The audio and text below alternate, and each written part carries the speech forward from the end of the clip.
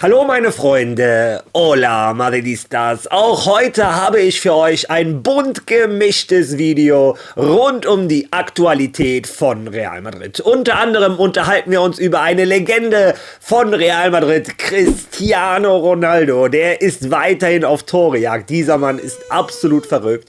Dann über einen Spieler, der, wenn es nach ihm geht, mit Sicherheit auch eine Real Madrid-Legende wird, nämlich Arda Güler.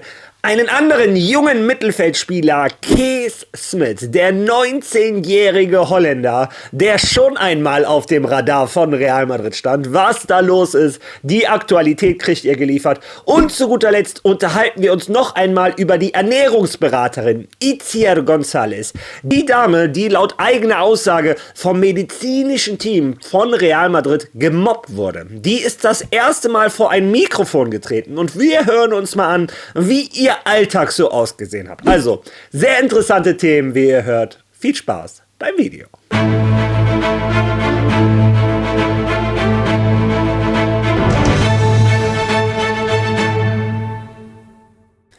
1300 Spiele, 956 Tore und 260 Vorlagen. Ich kann über niemand anderen reden als über The GOAT Cristiano Ronaldo. Ja, gestern mit seinen 40 Jahren hat der Tor 955 und 956 in seiner Karriere geschossen, nähert sich immer mehr an die 1000 Karrieretore. Unglaublich, dass ich das überhaupt sagen kann. Und wenn ihr mir sagt, ja, der schießt immer wieder Tore, warum ist das besonders? Gestern hat er einen Rekord geknackt, der für mich unglaublich ist. Man redet ja bei Qualität von Spielern oftmals auch über die Longevity, also wie lange am Stück können die wirklich auf einem hohen Level performen. Wir haben das oft bei Fußballern wie dem Ronaldinho, der mir spontan einfällt, der 1-2 Jahre die Welt dominiert und danach relativ schnell einen Downfall hat. Oder Neymar zum Beispiel. Das sind Spieler, die ja sehr hoch fliegen, zu nah an der Sonne, aber dann schnell auch wieder abstürzen, ohne es böse zu meinen. Verletzungen, Mentalität spielt da alles eine Rolle. Bei Cristiano Ronaldo vor allem die Mentalität, wie der sich vorbereitet. Der lebt, um Profifußballer zu sein und das inzwischen schon seit bald 20 Jahren. Also unglaublich. So eine Mentalität in der Welt des Sports gab es sehr, sehr selten, wenn es sie überhaupt gab. Ja, und gestern mit seinem Tor hat er zum 14. Mal im Laufe seiner Karriere mehr als 40 Tore in einem Jahr gemacht. Also es gibt Stürmer, wenn sie 40 Tore einmal in ihrem Leben in einem Jahr schießen, sind das schon absolute Weltklasse-Stürmer. Dieses Monster, dieses Biest macht das zum 14. Mal. Also, das ist nicht von dieser Welt. Cristiano Ronaldo ist nicht von dieser Welt. Für mich die nächste Zahl, die mal wieder beweist, für mich der Beste, der diesen Sport je gespielt hat. Ja, jemand, der sich ein bisschen an der Mentalität von Cristiano Ronaldo anscheinend abschaut, ist ein gewisser junger Türke bei uns aus der Mannschaft, Arda Güler. Ja, und ihr fragt euch, wieso sage ich euch das? Weil viele wollen wahrscheinlich die Mentalität von Cristiano Ronaldo haben. Aber man kriegt natürlich mit, wie der Urlaub von unseren Jungs zurzeit aussieht. Und ich kann euch sagen, die sind eigentlich alle in der Sonne. Eigentlich alle in Dubai, spielen Golf, wie in Gonzalo. In Vini feiert da mit seiner brasilianischen Influencer-Freundin. Sei den allen gegönnt, um Himmels Willen, die haben nicht so viel Pause, wie ihr Körper das braucht. Also ja, und dann haben wir einen Arda Güler, der solche Videos hier teilt. Was ist denn bitte mit dem falsch? Es ist doch, also mir ist hier drin schon kalt und der geht da ins Eisbad, spielt im Schnee Fußball, ist mit Huskies unterwegs, hat die ganzen Augen voller Frost. Um Himmels Willen, Arda, was machst du da? Naja, der ist so heimatverbunden, glaube ich. Der liebt es so sehr, in der Türkei zu sein, dass selbst wenn er andere Alternativen hätte, er eher zurück in die Türkei geht. Er genießt den Schnee. Ich kann ihm nur die Daumen drücken, uns allen, dass das seinen Abwehrsystemen hilft, dass er wieder mehr, sagen wir mal, Kraft hat, mehr Energie für die Rückrunde. Naja, und dass er sich keine Erkältung holt. Auf jeden Fall fand ich diese Bilder sehr interessant, sehr witzig, wollte die mit euch teilen. Ja, Aber bevor wir jetzt zum anderen jungen Fußballtalent gehen, nämlich zu Keith Smith, dazu kommen wir gleich, noch eine kurze Info. Gestern hatte ich euch gesagt, als Madridistas sollten wir Como gegen Lecce gucken, denn 2 Real Madrid-Spieler spielen bei Como, Jacobo Ramón und Nico Paz. Und ich drücke euch die Daumen, dass ihr auf mich gehört habt, denn beide haben getroffen. Como gewinnt 3:0 bei Lecce, Nico Paz mit einem Tor und einem Assist, Jacobo Ramón mit einem Tor als Innenverteidiger, also das ist äußerst selten. Und Como klettert mit diesem Sieg auf den 6. Tabellenplatz. Für eine Mannschaft wie Como. Das ist der absolute Wahnsinn.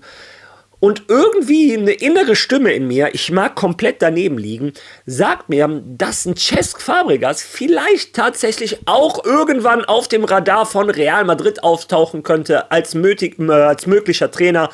Auch, ich weiß, der hat eine FC Barcelona-Vergangenheit, lange bei Arsenal etc., kommt aus der Jugend vom FC Barcelona. Aber was der in seinen ersten Jahren als Trainer leistet, mit so einer Mannschaft wie Como, sehr interessant, sehr attraktiv. Es macht Spaß, denen zuzugucken. Ja, und gestern 2 junge Madridistas, Nico Paz und Jacobo Ramón, haben beide getroffen. Ja, wie gesagt, wir unterhalten uns über junge Fußballer in diesem Video. Unter anderem ein Name, den ich euch schon oft genug gesagt hatte, Keith Smith. 19 Jahre, 1,85 Meter, Stammspieler beim AZ Alkmaar. Letztes Jahr die ganze Fußballwelt einen Fokus auf ihn geworfen, als er mit Holland nicht nur die U19 EM gewonnen hat, sondern er Torschützenkönig und MVP geworden ist. Also alles zerschossen. Dann hat man ihn im Real Madrid-Trikot gesehen. Obwohl man danach gehört hat, er ist anscheinend Barca-Fan. Also ich weiß es nicht. Also wenn ich Barca-Fan bin, habe ich kein Madrid-Trikot. Ja, vielleicht ist die Jugend heutzutage anders oder die sind in ihrem jungen Alter schon Profi, dass die genau wissen, was die da tun. Ja, wie dem auch sei, Fabrizio Romano hat seine neuesten Informationen zu Keith Smith geteilt. Ja, und Real Madrid kommt darin vor.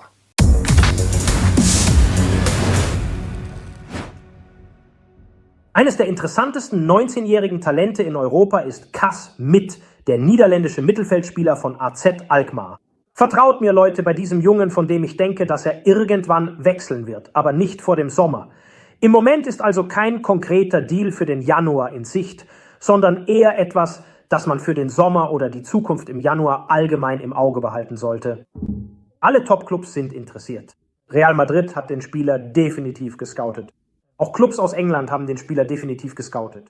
Topclubs in England und nicht nur dort, also wirklich alle Topclubs, sind an diesem Jungen interessiert. Wenn ihr in den Medien von 45 oder 50 Millionen Euro für Keith Smith lest, kann ich euch heute garantieren, dass AZ Alkmaar den Spieler für 45 oder 50 Millionen Euro absolut nicht verkaufen wird. Es ist deutlich mehr nötig, um den Spieler zu verkaufen. Und das nicht in diesem Januar-Transferfenster. Und Quellen berichten mir, dass AZ bereits Angebote in Höhe von etwa 60 Millionen Euro erhalten hat. Und AZ hat abgelehnt. Für sie ist der Spieler also deutlich mehr wert als die genannten 45 oder 50 Millionen Euro. Der Preis liegt höher. Für Keith Smith gibt es also großes Interesse. Mehrere Vereine sind interessiert. In Spanien, Real Madrid, in England, alle Topclubs. Es gibt also viel Aufmerksamkeit für diesen Jungen. Er wird mit Sicherheit zu einem absoluten Topclub wechseln. Aber auch jetzt gibt es noch keinen Deal für das Transferfenster im Januar. Ja, ihr habt es selber gehört. Alle großen Vereine sind hinter diesem Jungen her. Ich habe mich natürlich informiert, um euch Infos zu geben, wer dieser Junge ist. Ich blende euch mal so ein bisschen Statistiken an. Man sieht, der hat für sein junges Alter schon eine unglaubliche Konstanz. Also immer im grünen Bereich bei Sofascore. Das ist bei weitem nicht einfach. Und ganz unten wurde mir ein Video angezeigt. Highlights gegen Fenerbahce Istanbul. Und ich dachte, ja, das ist mal was anderes in Europa. Wie performt dieser Junge? In Holland gibt es ja schon Gegner, die deutlich schwächer sind, da ist es vielleicht einfacher, eine gute Benotung zu bekommen. Aber international gegen Fenerbahce muss man schon ein bisschen was drauf haben. Ja, und der Junge ist eingewechselt worden und macht gegen Fenerbahce zunächst einmal ein absolutes Traumtor. Mit einem Solo im 5 Meter vom Torwart legt er sich den Ball von rechts nach links. Also ein tolles Tor. Vorher bereitet er den Ball auch mit links vor, mit rechts, lässt klatschen, dreht sich um den Gegenspieler. Also schon schöne Bewegungen. Ja, und ein paar Minuten später macht er noch eine Vorlage zum nächsten Tor von AZ Alkmaar. Also auch international gegen schon wirklich gute Mannschaften wie Fenerbahce hat der Junge abgeliefert. Also es ist sehr interessant. Trotzdem, naja, er ist noch sehr jung. Ich weiß nicht, ob der die Lösung ist für das Problem. Weiß Gott, vielleicht investiert Real Madrid in ein Talent, das explodieren könnte. Vielleicht braucht dieses Real Madrid aber auch ein bisschen Führung. Das ist nämlich, was ich glaube. Vielleicht ist ein gestandenerer Mittelfeldspieler, ja, wie ein Vitinha, die bessere Lösung. Übrigens, die Nachricht von Vitinha ging gestern in Spanien wie ein Lauffeuer durch die Medien, was ich euch gestern hier in Deutschland mit Cadena Ser gesagt hat. Es wird davon geredet, dass der Portugiese eine Ausstiegsklausel am Ende dieser Saison hat in Höhe von 90 Millionen Euro und Paris sich querstellen kann, wie die wollen, dass er diese Ausstiegsklausel ziehen kann. Ob das so stimmt, bezweifle ich. Ich glaube nämlich, in Frankreich gibt es keine Ausstiegsklauseln. Aber, naja, weiß Gott, ob der in seinem Vertrag da was reingeschrieben hat. Wenn ihr mich fragt, würde ich jemanden mit etwas mehr Erfahrung wie ein Vitinha mehr feiern. Aber ihr habt selber gehört, Real Madrid ist an Keith Smith interessiert. Die scouten den, alle europäischen Vereine sind hinter diesem Jungen her. Wenn es Keith Smith ist, würde ich ihm natürlich die Daumen drücken. Ja, und bevor ich mich verabschiede in ein Wochenende, ich gehe gleich bei meinem Bruder frühstücken, freue ich mich schon drauf. Ja, hat Itziar González, die Ernährungsberaterin, ich habe euch letzte Woche von ihr berichtet, die Real Madrid ja angezeigt hat. Da gab es ein Interview und diesmal hatte sie ein Mikrofon und hat selber mal ihre Erfahrungen berichtet. Hören wir uns das zusammen einmal an. Denn ich habe Ihnen zum Beispiel gesagt, also Gebäck zum Frühstück halte ich nicht für das Passendste. Dann sagten Sie mir, wir machen so weiter wie bisher, ändere nichts oder wir werfen dich raus. Und damit, das ist ein Satz, den man dort oft hört, haben wir 15 Champions-Titel geholt. Und was mache ich? Nichts. Also wenn ein Spieler kommt, dann kümmerst du dich um ihn. Aber wie soll denn ein Spieler kommen, wenn die nicht wissen, dass es mich gibt? Die wissen nicht mal, wo das hier ist. Und sie sagen mir, na, umso besser. So verdienst du Geld, ohne zu arbeiten. Schau mal, was für ein Glück du hast. Und ich empfehle dir, hier nicht wegzugehen. Denn das ist die beste Möglichkeit, um dich lange bei Real Madrid zu halten. Bis zum 4. August entsteht so eine Bewegung der Verleumdung und der Lügen über mich. Dort, den Spielern, die ich schon sehr lieb gewonnen hatte und die auch sehr gut zu mir waren, und dem Präsidenten, den ich auch sehr lieb gewonnen hatte. Und was ich wollte, war, dass sie die Wahrheit erfahren, dass ich gehe. Ich gehe, das macht nichts. Aber ihr sollt wissen, dass ich alles gegeben habe, um es gut zu machen. Und ich weiß, dass ich es gut gemacht habe und es nicht besser hätte machen können. In der Anzeige fordere ich kein Geld, ich fordere, dass sie sich bei mir entschuldigen und Punkt.